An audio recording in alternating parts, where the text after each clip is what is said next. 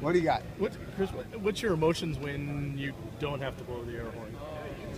I'm in a no-win situation every day at practice because when something really good happens, part of me is thinking that's really bad on the other side, like the air horn. So, awesome job by the offense, ball security, and pads. But part of me thinks that's not very good by our defense. We've got to get some turnovers. Is there a silver lining though when maybe it looks like the defense had a good day one day and then you see the offense maybe bounce back with a solid day of their own? Yeah, and that's kind of how it is, the yin and the yang. But that's why I think practice can be kind of miserable sometimes for the head coach because you have a tendency, when you're going against each other the whole time, you have a tendency to say, we got to get this fixed. More so than this is really good right now. We're going, that's why we always say, hey, we got to go look at the tape.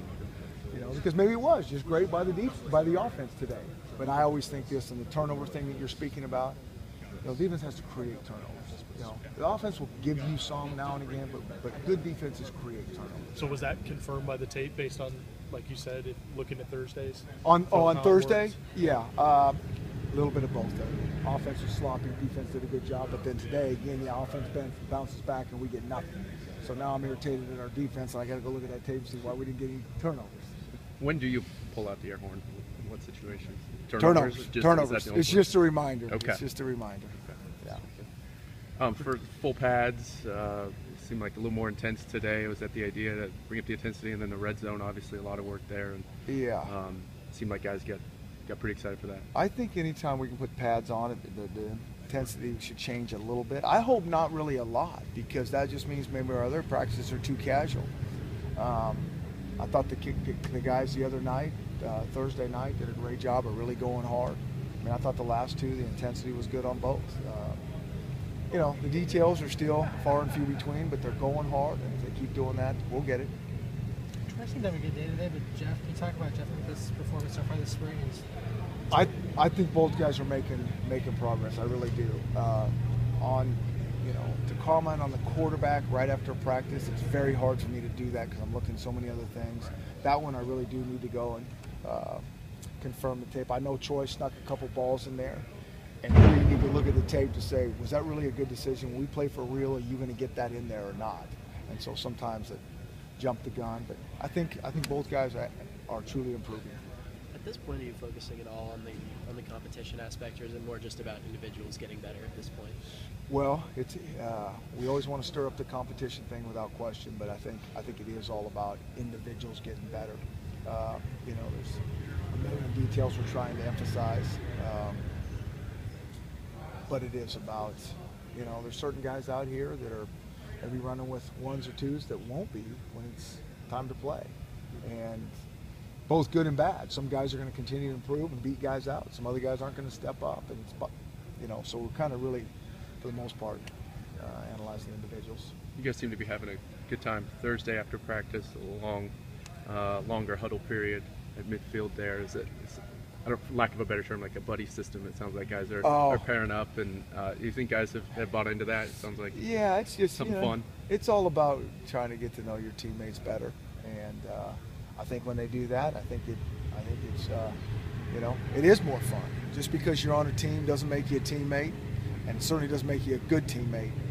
And so we're working hard on those things. Why is that important to you? I mean, well, I think we've all, including you all, have been on teams that maybe have had some talent, and at the end of the day, thought you were going to do really good, and for whatever reason couldn't put it together. Well, I always kind of go back to the chemistry and unity of things, and I think we've all been on teams where you think, we might be okay, but you have those special seasons, and you think, really at the end of the day, it's because I really respected and liked that guy, and those are magical situations. Those are some of the best memories we all have, and so we're always trying to recreate that great team and be a really good teammate.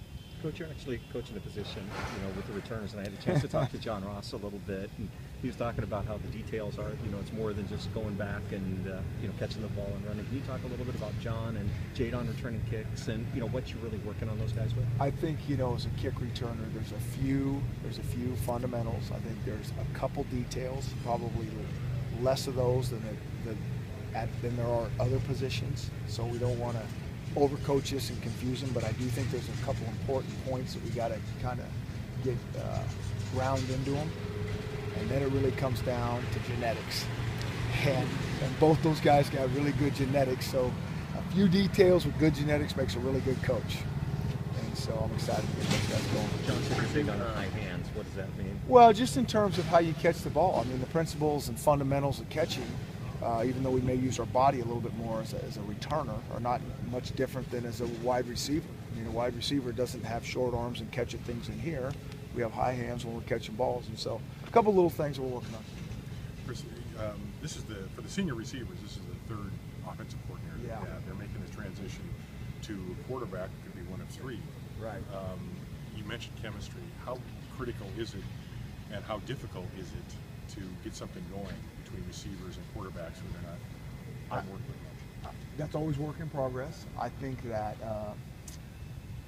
that's why you have a lot of respect for these kids that buy all into what we're telling them. Because it'd be very, very easy for them to say, yeah, I've been there, heard this, now this is different, and so you really want to keep that, that youthful mentality of like, hey, I'm excited to hear what these guys have to say. Maybe they truly can help me elevate my game. Not that any of the stuff that they've learned in the past, that all that stuff they've learned, that's got to help them. Maybe we bring a couple things to the table they hadn't heard before, and it's just more tools and more ammo in their holster, so to speak.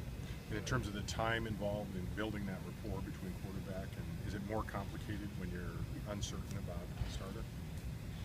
As in starting quarterback? Yeah. I mean, I think it's always nice when you got a 3-year starter or 4-year like they had in the past. I mean, that settles everybody down. But that's also the beauty of college football, that people graduate and move on and new guys get a chance and it brings new energy.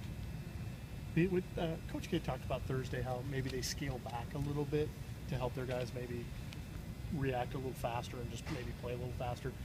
Is anything happen like that with the offense? Scale back in terms of like just in terms of installations and that kind of thing. That's always a fine line. I mean, you go back in and you look at the tape and you're like, okay, is this too much? Are we just watering everything down? And so there's really an art to how you install things and what is too much for these guys and what isn't.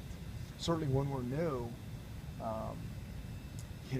it's a very dicey situation. We have so many things that we really feel like we need to get in, but yet if they can't handle some of the stuff we told them 2 days ago, what are we doing here? And so those are things we're always looking at. Did they kind of have that internal or that external debate during the break? I think there's no question about it, and we have it every day, to tell you the truth. It's like, where are we? And there's certain things that we'll hold back that we thought we were going to put in that we're just not ready to. So it's always being analyzed every day. Are you happy with where they're at? Really, in terms of picking it up, we really are. Like I said, I'm happy because I think that they're working really hard and they care about things. Chris, at this point, is it safe to assume we won't see Silent Miles this spring? Or? No, it's not. Okay. We just haven't really decided on that whole situation, and it's kind of one day, 1 week at a time, and there's no reason to rush anything. And we're always going to do the right thing. And I know everybody thinks they have their opinion on what the right thing is, but we got to do the right thing by the school, by this program, and by the kids as well. I've said this before, this is such a political job, and I never am going to make decisions because of political reasons to make me look better, because you think, oh, that's the right thing. Well, that's not why we're in this thing. We're in to do the right thing on all accounts. Sometimes things just need to play out. Is there still fact-finding going on? Not necessarily, not in my mind. So this is a protocol thing with the university's disciplinary? It's more of a protocol thing on all of our things.